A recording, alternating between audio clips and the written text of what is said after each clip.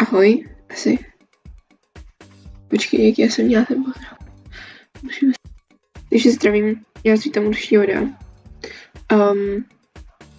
Jo, je to, do piči, jsem někdo jel vzadu. No, tak ještě jednou. Takže zdravím, já vás vítám u dnešního videa.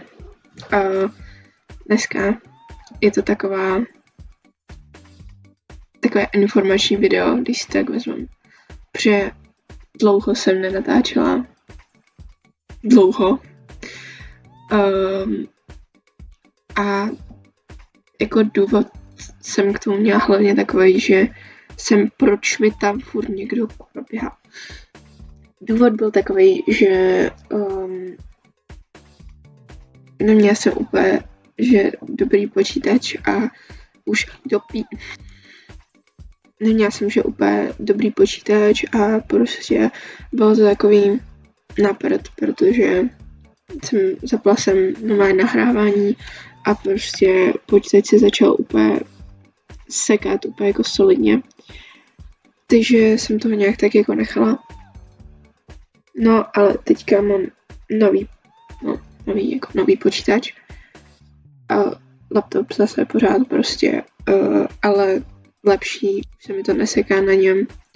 Takže jsem se rozhodla, že se dám zase zpátky k natáčení asi. Nevím, jestli si na mě ještě někdo vzpomene, ale jako pokud budu mít nápad na video,